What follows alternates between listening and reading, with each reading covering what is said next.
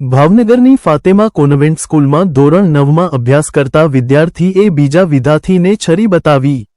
પ્રાપ્ત થતી માહિતી મુજબ ભાવનગર શહેરમાં ઘોઘા રોડ પાસે આવેલી ફાતિમા કોન્વેન્ટ સ્કૂલમાં ધોરણ 9માં ભણતા વિદ્યાર્થીએ અન્ય વિદ્યાર્થીને છરી બતાવી। રિસેસ દરમિયાન છરી લાવી અને વિદ્યાર્થીને છરી બતાવી હતી। વાતમાં જાણવા મળતી માહિતી મુજબ વિદ્યાર્થી એકબીજાને અવારનવાર મસ્તી કરતા હતા તે સહન ન થતા ઉશ્કેરાઈ જતા રિસેસના સમયમાં એક બીજા મિત્ર પાસેથી છરી લાવી અને અન્ય વિદ્યાર્થીને બતાવવાનો બનાવ બન્યો હતો। છરી ક્યાંથી લાવ્યા અને કોણે આપી તેની તપાસ બી ડિવિઝન પોલીસ ઊંડી તપાસ કરશે। બંને વિદ્યાર્થીઓ સગીર વયના છે।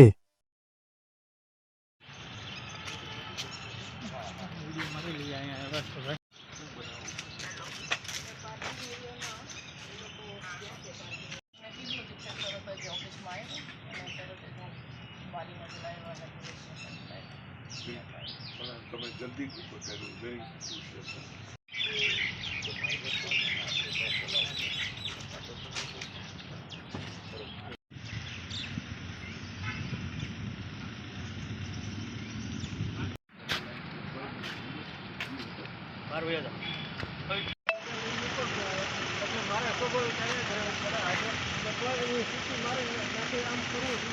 ક્રુશિયલ ફાતિમા કોન્વેન્ટ સ્કૂલમાં વિદ્યાર્થીઓ છરી બતાવી છે, ફરિયાદ દાખલ થઈ છે, શું છે સમગ્ર વિગત? ઘોઘા રોડ પોલીસ સ્ટેશનના મેરુબાગ વિસ્તારમાં આવેલ ફાતિમા કોન્વેન્ટ સ્કૂલનો આ બનાવ છે, જેમાં આજે રિસેસના સમયે આશરે 10 વાગ્યે ધોરણ 9માં અભ્યાસ કરતા વિદ્યાર્થીઓને તે જ સ્કૂલમાં અભ્યાસ કરતા 2 વિદ્યાર્થીઓ દ્વારા છરી બતાવેલી। એ બાબતની હકીકતમાં એવી છે કે અવારનવાર જે આ કામના જે છે સામેવાળાઓ એકબીજાની મસ્તી કરતા હતા, જેનું મન દુઃખ રાખી આજે સવારે 10 વાગ્યે રિસેસના સમયે આ કામના ભોગ બનનારને આ જ સ્કૂલમાં ભણતા 2 વિદ્યાર્થીઓ દ્વારા છરી લાવી અને બીજા જે વિદ્યાર્થીએ આ છરી તેને બતાવી અને તેને ધમકાવ્યો છે। આ બાબતને ગંભીરતાથી લઈ જે ભોગ બનનારના જે પેરેન્ટ્સ છે વાલીને અત્રે પોલીસ સ્ટેશન બોલાવી અને હાલમાં ફરિયાદ લેવાનું કામકાજ ચાલુ છે। આ કામે જે સગીર વયના જે બાળકો જે છે તેને બી પોલીસ દ્વારા હસ્તગત કરી લેવામાં આવેલા છે। પોલીસ દ્વારા આ બાબતને ગંભીરતાથી લઈ અને ઊંડી તપાસ કરવામાં આવનાર છે। માથાકૂટ એટલે કે જ્યારે એકબીજાની મસ્તી કરતા હતા, રિસેસના ટાઈમે એકબીજાની મસ્તી કરતા હતા, તેનું મન દુઃખ રાખી અને જે છે આ સ્કૂલમાં ભણતા 2 વિદ્યાર્થીઓ દ્વારા છરી લઈ અને બતાવવામાં આવેલાની હકીકત આજે પોલીસને જાહેર કરેલી છે, જેના કામે પોલીસ દ્વારા જે ભોગ બનનારના જે પેરેન્ટ્સ છે તેને બોલાવી અને હાલમાં ફરિયાદ લેવાનું કામકાજ ચાલુ છે। સાહેબ, આ બાળક છે તે આ તીક્ષ્ણ હથિયાર ક્યાંથી લાવ્યો છે તેવું કોઈ તપાસમાં બહાર આવ્યું છે? એ હજી તપાસમાં ફરિયાદ દાખલ થયા બધી આ જે છરી જે છે તે ક્યાંથી લાવી, કોણે આપી, એ જે તપાસના મુદ્દા છે તેની ગંભીરતાથી ધ્યાને રાખી અને ઊંડી તપાસ કરવામાં આવનાર છે। બંને જે સગીર વયના દીકરા જે છે વિદ્યાર્થીઓ એની વિરુદ્ધ ગુનો દાખલ કરવામાં આવનાર છે। આરોપી સાહેબ કયા વિસ્તારમાં રહે છે? આરોપી અહીંયા ભાવનગરના જ છે અને તે આ વિસ્તારમાં નજીકના વિસ્તારમાં જ રહે છે। અચ્છા સાહેબ, ખાસ કરીને તાજેતરમાં જે અમદાવાદમાં જે બનાવ બન્યો ત્યારબાદ શિક્ષણ વિભાગ દ્વારા પણ એક SOP બહાર પાડવામાં આવી હતી કે વિદ્યાર્થીઓના બેગ ચેક કરો છો। આમાં સ્કૂલની કોઈ બેદરકારી સામે દેખાઈ રહી છે કે કેમ સાહેબ? એકચ્યુઅલી આ અચાનક જ બનેલો બનાવ છે, જેમાં રિસેસના ટાઈમે તમામ વિદ્યાર્થીઓ જે છે અને એ ફ્રી હોય છે અને એ ટાઈમે જે છે અચાનક જ આ વિદ્યાર્થીઓ આવ્યા છે છરી લઈ અને આ રીતનું બતાવેલી છે। એ રીતનું બનાવ બને। બાળકનું શું કેવું છે? ધમકી આપતા હતા, કયા પ્રકારની તેને ધમકી આપવામાં બતાવે?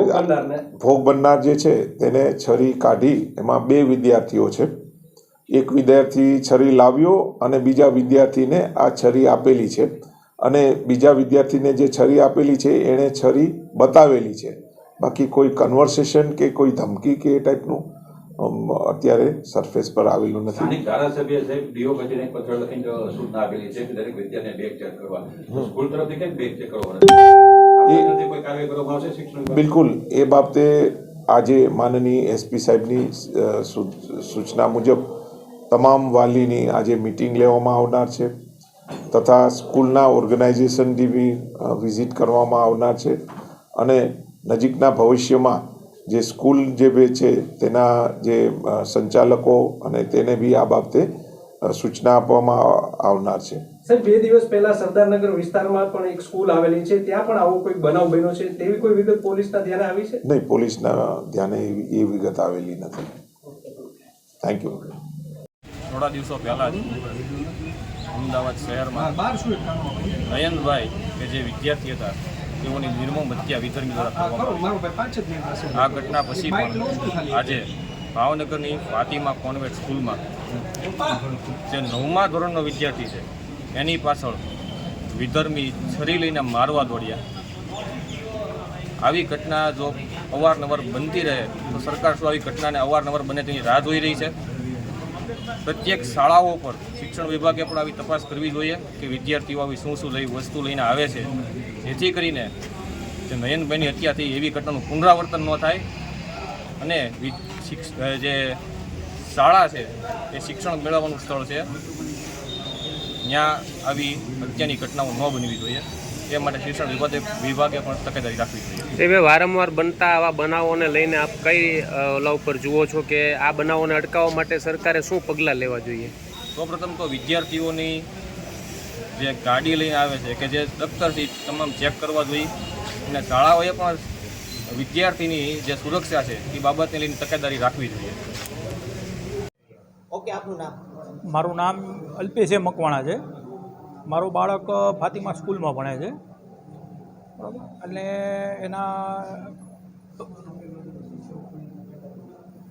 રિસેસના ટાઈમે એક છોકરાએ છરી વડે મારવાની કોશિશ કરી, બરાબર. એટલે મારો બાળક થોડોક આગો વયો ગયો, બરાબર. એટલે એ છરી એને અડી નહીં એટલે એ તરત પ્રિન્સિપલ મેમ પાસે ગયો, બરાબર. એટલે એમને વાત કરી, બરાબર. એટલે પ્રિન્સિપલ મેમે તરત છોકરાના બેગને બધું તપાસ કરી, બરાબર. એટલે એમના બેગમાંથી છરી હાથમાં આવી ગઈ એટલે મેમે તરત ફરિયાદ નોંધાવી લીધી પોલીસ સ્ટેશનમાંથી. કેમ કે આ બનાવ 10 વાગે થયેલો છે, મને ખબર ખાલી 2 વાગે પડી સીધી, બરાબર. આ એક બનાવ છે અને મારા બાળકને વારે ઘરે હેરાન કરતો, પણ મને ખબર નહોતી. પણ આ વસ્તુ અત્યારે મને ખબર પડી કે ભાઈ આવી રીતે એ વારે ઘરે દબાવાય અને એવું બધું બહુ કરતો. અને અત્યારે કંઈક 2 ભાઈબંધ ભેગા થઈને આવી રીતે એને મારવાની કોશિશ કરી અને પછી અત્યારે એવી ધમકી આપે છે કે ભાઈ તું બહાર નીકળીશ તો અમે તને બહાર, તું કાંઈ કોઈને કહીશ તો અમે બહાર મારશું તને. આ રીતની ફરિયાદ છે એટલે પ્રિન્સિપલ મેમે જ બધું કાર્યવાહી કરી નાખી છે. એટલે હું આવીને અત્યારે બધું હવે કરવા, ના નામ નથી ખબર. ના, એટલે સ્કૂલવાળાએ તો એની રીતે એક્શન લઈ જ લીધું, એને ફરિયાદ કરી જ નાખી. 11 વાગે પોલીસવાળા આવી ગયા હતા, હું તો 2 વાગે ગયો ઠેઠ. એટલે મને ફોન કર્યો કે ભાઈ તમે અહીંયા આવો, બરાબર. આપણે અહીંયા આવવાનું છે લીંબડીએ પોલીસ સ્ટેશને, તમારે વાલીને તો આવવું પડે. એટલે એ માટે હું અહીંયા આવી ગયો છું સીધો. સ્કૂલ દ્વારા તમને ક્યારે જાણકારી આપવામાં આવી? સ્કૂલ ટાઈમે મને જાણકારી એને મને 2:45 વાગે મને જાણકારી આપી કે ભાઈ પહેલાં એમના વાલીને બોલાવ્યા પોલીસ સ્ટેશનમાંથી, તો ફોન કરી દીધો. એ લોકો પોલીસવાળા આવી ગયા હતા, એને બધું કરી લીધું. એને મેં કીધું કે હવે એમના વાલીને બોલાવી લો અહીંયા. એટલે મેં ફરિયાદ કરવા સીધા આવી ગયા. ના, એ તો એની રીતે એ લોકો કરે જ છે બધું કે ભાઈ એ લોકોએ કીધું કે અમે બધું કરું છું, ફૂલ કરશું, કેમ કે આમાં હાલશે નહીં. આજ મારે કરવાની જરૂર નથી પડી. પહેલી વસ્તુ કે પ્રિન્સિપલ મેમે જ આજ બધું કરી નાખ્યું છે. આજ મારે કરવાની હતી પણ એને કરી દીધું છે કે ભાઈ કે નહીં, આજ આ બનાવ બીજી વાર ન બનવો જોઈએ.